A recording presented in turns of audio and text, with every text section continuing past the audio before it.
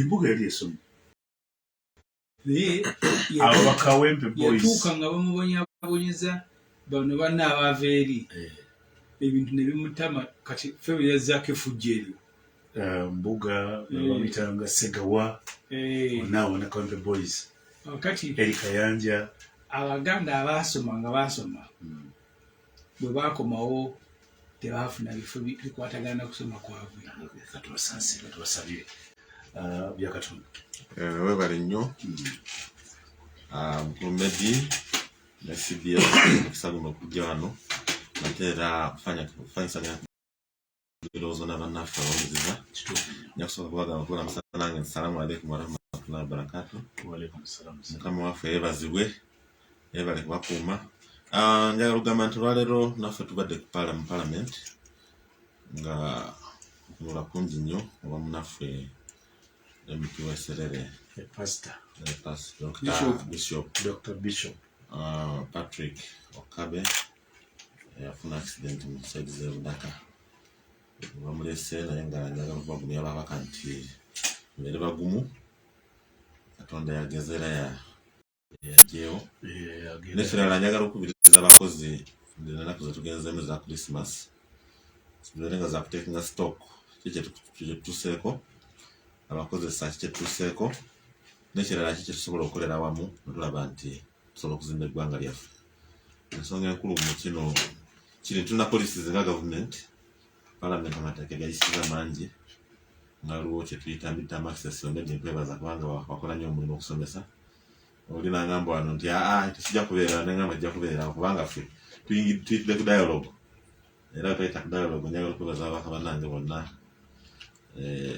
Hon Ibrahim Ssemujju ne baali abamu ku mwanjo bayamba ku nsonga eyo. N'ekirala kati tunayo n'ekirala kye njagala tulabe nti nakyo tukiyisaawo employment bill nayo weeri era yali erina okujja wiiki eyo naye lwakuba nti Minister of Gender tenasaba submission yaabwe kati nasaba obudde bakikola. Naye ng'ebintu ebiri muno Medi tubawadde enkizo nnene nnyo. Kati tugamba omukazi we abazadde abalongo afune ennaku 9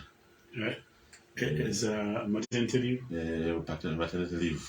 Namwe naffe abaami tugamba ennaku zibeere 14. Kino tukikoze lwakubanga ensi endala nga Kenya nazo era zayongeza ennaku zaabwe. Kati waliwo tugamba harmonization of laws amateeka gabeera nga gakwatagana mu sizoni n'ebirala bingi. Ekirala kisizaako essira bano tuyita aba informal workers betuyita nga bayaaya ababeera mu mayumba gaffe naye twagala biterezebwe babeere nti omuntu waba akoze myezi nga 6 lwaki tomuconfining n'okumusevingira ssente nga tokola mu tteeka liri nawana era tukyemfasayizinga. N'ekirala abalema babadde bubi nga bagamba tebaba mirimu olumulaba n'omuga gamba yadde olina ebiwandiiko twagala mulema kana twagambye nti alisi babeere nga bafuna 5% bifo byonna ebyo byadvertise mu bitongole bya gavumenti byonna ekijja tuyamba. N'ekirala kye njagala okubiriza abakozi n'abakozesa babeerewo kye tuyita industrial harmony. Industrial harmony eyamba nnyo kubanga musaininga endagaano esinga Japan zikulaakulanye kubanga CEO musanga bali mu kantiini n'aba sweepers bonna bali wamu. Naye wano waffe tunagira bulungi kubanga manager abeera waggulu eri n'okumutuukako omukozi ofuna obuzibu okumutuukako. Kati ekyo okujja ng'ozizza omusango twagala nabe tukola. N'ekirala kye tuyita endagaano y'awamu yituyita collective bargaining naye ekolebweko kubanga nga Honorable Ssemujju ajja okutangaza kiri mu constitution ekintu ekyo. Actually Kawairo article 29(1)D egamba nti wanaabeerangawo abantu okuforminga associations zaabwe n'okukkiriza okuyingira union gye baagala. N'ekirala mu article 40 Kawairo akokusatu naye leega ku kimu ekyo negera ne collective bargaining n'okulaba nti abantu bakole nga begamba bagira.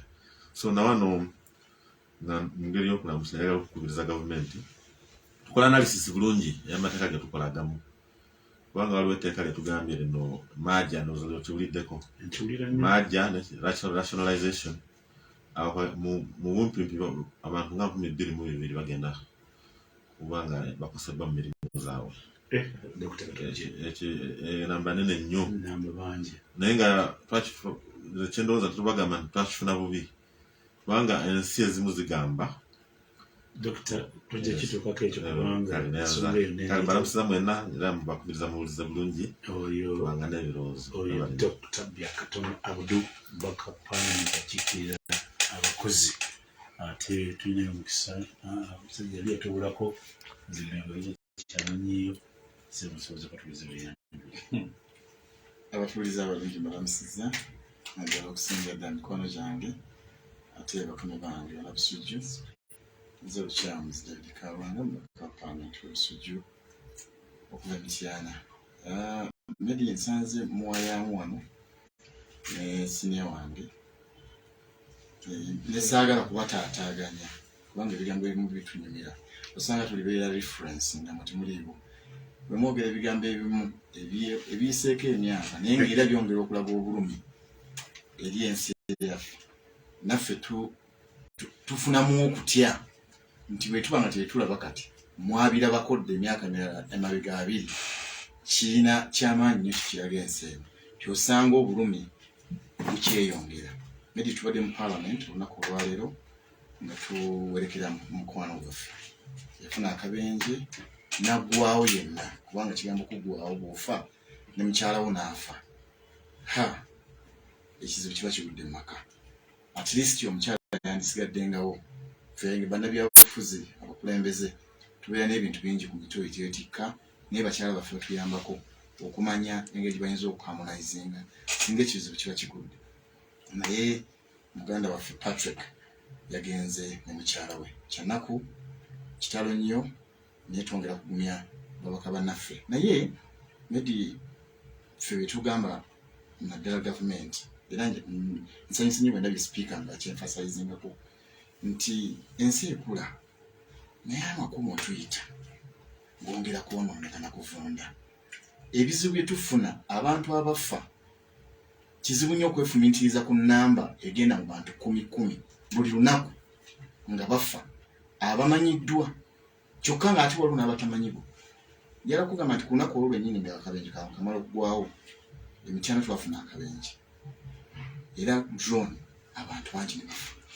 Medi tulina ekizibu mu ggwanga nti abantu abavunaanyizibwa ku bye balina okukola babireka n'osanga hip y'ettaka ng'ekulugusa evudde mu lusozi esazeeko ekkubo lyonna ne mutandika kwebala amattaka eryo naye nga binula weeri abaali badde bavaayo noga nti katukiriyalinga ekkubo n'abadisitulikiti nga weebali niwotaba omuntu n'atakola kyalina kukola abantu nga bafa nti kale awo akafiirawo abantu 3 mu lubalaato nga kirina ng'ekya bulijjo.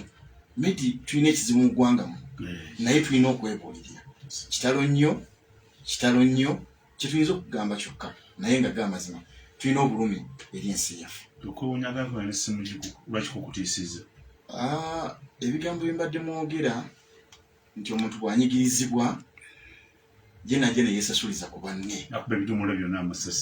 kintu gweba ng'ekyomuzannyo ekirya kati gwe okuba ebidomola oba kusanga bulamu bwa muntu naye ate ekyo mwakiraba mu budde buli naye nakati oli ajja n'abagamba nti oyo temumuzanyirako yali w'amagye n'olowooza nti asaaga n'akugamba nti nze munveeko nafa omutima olowooza kintu kyamuzannyo nze nafadda naye muli naye mu society eyafedda so bambi tubasaasira naye ate naffe mutusaasire emyaka gye tulimu twongera kungubaga.